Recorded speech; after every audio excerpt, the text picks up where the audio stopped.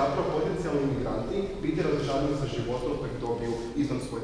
Rene Radišić, Ante Čolak i Nika Pokrovac. Oni su vam odlični, oni su prezentirali o vrijednostima Europske unije.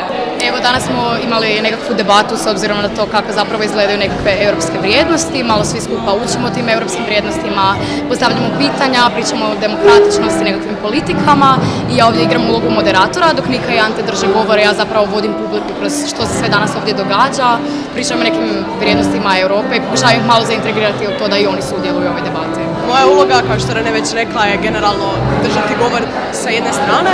Ante držao afirmaciju na tezu da bi ovaj dom, tak se inače formuliraju teze, da bi ovaj dom zabranio građanima Europske unije koji su visoko educirani da idu u druge države. Znači, tipa ljudi iz Bugarske ne bi imali pravo otići u Njemačku, dalje se obrazovati ili dalje raditi. Ja sam držala negaciju na tu stranu i generalno bila je caka to da prezentiramo nekakav govor da malo bolje vide kako zapravo izgleda debata u nekakvom suženom obliku i možda bolje čuju obje strane priče. Građanski odgoj, odnosno djeca s građanskog odgoja su se okupili u ovoj kapelici da bi rekli cijeloj školi što zapravo znači biti građanin Europske unije. Znači, napravili smo kvizove, napravili smo pitanja, igre. Kao što možete vidjeti, imamo i lažne vijesti, kako biti medijski pismen je jako bitno. I da, bitno je znati što se događa u Europskoj uniji, koje su članice Europske unije i to je to. Naši dragi voditelji su profesorica Plazonić i profesorica Ihas. One su odlučile napraviti ovaj veliki festival.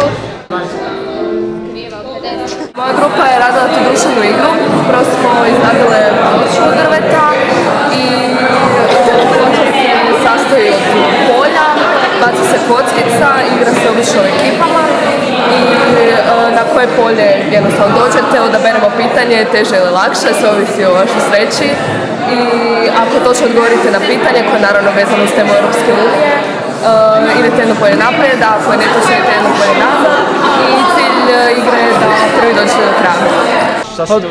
Fora je zanimljivo, nauči se ponešto novo. Nisam znao da Malta ima najmanje stanovnika od članica Europske unije, a na drugom mjestu je Luksemburg i to je to. Jel? Da. Baš cool.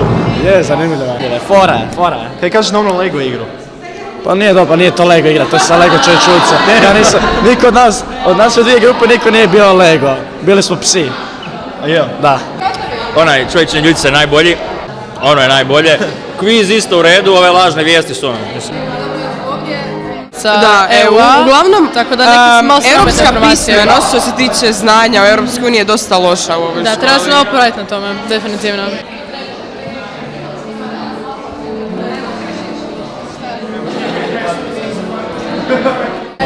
Jako dobra konvencija o Europskoj uniji, jako kvalitetni predavači, kvalitetni učenici. Da, sve u svemu 10 od 10 morate otići u drugu gimnaziju, ako niste u drugoj gimnaziji morate otići u drugu gimnaziju. Propustite sat, dođete ovdje slušati o Europskoj uniji dok vam u pozadini svira Oda radosti. Pljesak za naše klaviriste. Čitajte doping! Čitajte doping! Volimo Europsku uniju! Ja volim čitati doping i Bibi zapravo.